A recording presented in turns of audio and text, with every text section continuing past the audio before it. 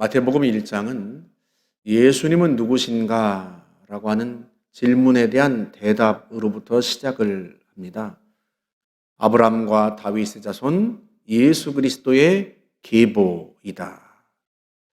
그러니까 예수님은 누구신지 그것을 족보 이야기로부터 시작하는데, 먼저 예수님은 아브라함의 자손이시다. 이게 무슨 의미인가? 창세기 18장 22절에서 하나님께서 아브라함에게 말씀하셨어요. 네 씨로 말미암아 천하 만민이 복을 받으리라. 이때 이 씨는 누구이고 천하 만민이 받게 되는 복은 어떤 복인가? 이것을 바울이 갈라디아서에서 이렇게 설명을 했습니다. 갈라디아 3장 6절에 아브라함이 하나님을 믿음에 그것을 그의 의로 정하셨다 함과 같으니라. 하나님이 아브라함을 의롭다고 인정하셨는데 무엇 때문이다? 하나님을 믿는 믿음 때문에. 그런데 3장 9절에 그러므로 믿음으로 말미암은 자는 믿음이 있는 아브라함과 함께 복을 받느니라.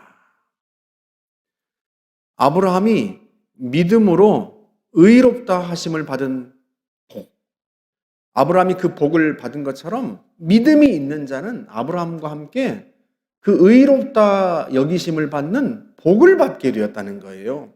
그런데 이 복이 어떻게 오게 되었는가? 갈라디아 3장 13절에서 말씀합니다.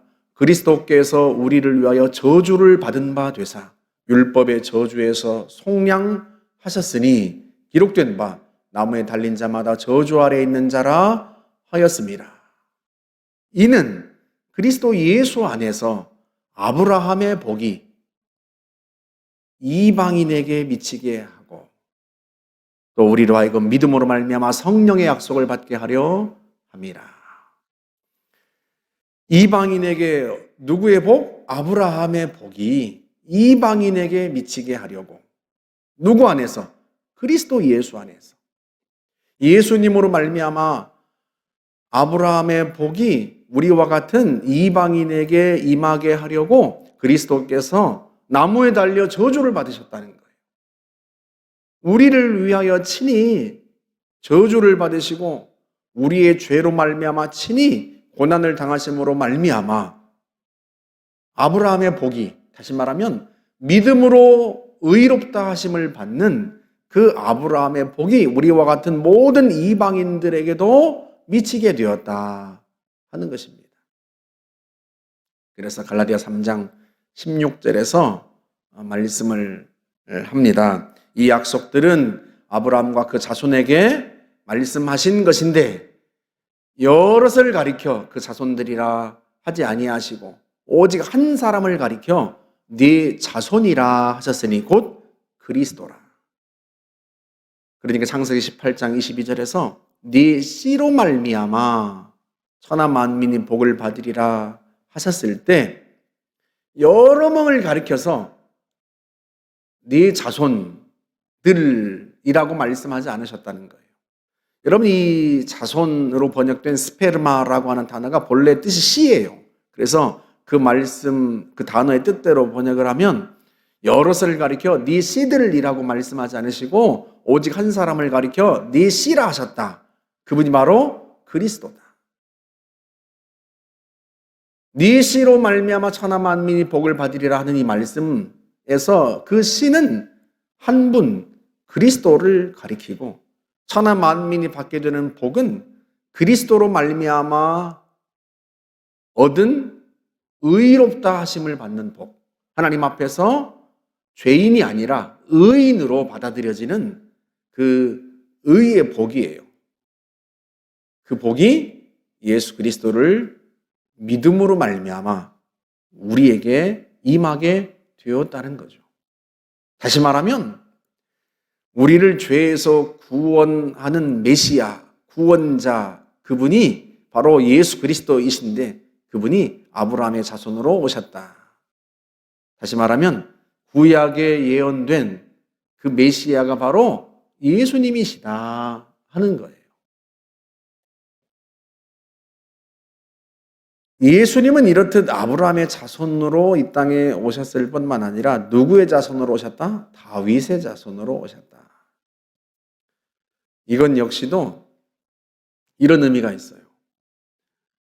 이사야나 예레미야, 에스겔 같은 선지자들이 이 땅에 장차 오실 메시아에 대해서 뭐라고 예언을 했는가 하면 그분은 다윗의 자손 가운데 오실 것이다. 그렇게 예언을 했습니다. 이사야서 11장 1절에서 이새의 줄기에서 한 싹이 나며 그 뿌리에서 한 가지가 나서 결실할 것이요 그의 위에 여호와의 영 곧 지혜와 총명의 영이요 모략과 재능의 영이요 지식과 여호와를 경외하는 영이 강림하리니. 이새의 줄기에서, 이새는 다윗의 아버지잖아요. 그러니까 다윗의 자손 가운데서 한 분이 오실 텐데 그분 위에 여호와의 영이 강림하게 될 것이다. 이것은 예수님께서 세례 요한에게 세례를 받고 물에서 올라오실 때 성령이 비둘기같이 임하신 그 장면을 연상케 하지요. 다윗의 자손 가운데에서 하나님의 영으로 충만한 메시아가 오실 것이다. 예레미야 33장 15절에서도 이렇게 예레미야를 통해서 말씀을 하셨어요. 그날 그때에 내가 다윗에게서 한 공의로운 가지가 나게 하리니 그가 이 땅에 정의와 공의를 행할 것이라. 그날에 유다는 구원을 받을 것이며 예루살렘은 안전히 살 것이며 이 성은 여호와는 우리의 의라는 이름을 얻으리라. 하나님께서 뭐라고 말씀하셨어요? 다윗에게서 공의로운 한 가지가 날 것이다. 그때 다윗의 자손 가운데서 그 한 분이 오시면 하나님의 백성들이 구원을 받는데 그 구원받은 하나님의 백성들에 대하여서 뭐라고 말씀하세요? 여호와는 우리의 의라는 이름을 얻는다. 그러니까 다시 말하면 그들이 자기들의 의로 구원을 받은 게 아니라 하나님의 의로 구원을 받은 거예요. 그 하나님의 의가 누구예요? 다윗의 자손 가운데서 오시는 분. 그분이 바로 예수 그리스도라는 것입니다. 이렇듯 아브라함과 다윗의 자손 가운데서 오신 예수 그리스도, 그분이 바로 우리의 구원자요, 구약에 예언된 바로 그 메시아다 하는 것을 마태가 보여주는 거예요. 이 예수님은요, 단순한 한 인간이 아닙니다. 하나님의 아들이시요, 하나님이신데 그분이 친히 이 땅에 오신 거예요. 그것을 알려주는 것이 동정녀 마리아로부터의 탄생이에요. 이는 성령으로 잉태된 것이다. 그건 역시도 이사야 선지자를 통해서 주님이 예언하셨던 대목입니다. 보라, 처녀가 잉태하여 아들을 낳을 것이요 그의 이름은 임마누엘이라 하리라 하셨으니 이를 번역한즉 하나님이 우리와 함께 계시다 합니다. 하나님이 친히 우리와 함께 계신다.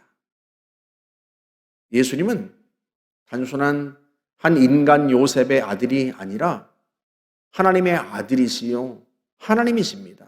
그분이 친히 인간의 몸으로 이 땅에 우리에게 오셔서 우리와 함께 계세요. 우리와 함께 계시고 우리의 죄를 짊어지시고 친히 십자가에서 고난을 당하셨고 부활하심으로 말미암아 우리의 구원을 완성하신 분이세요.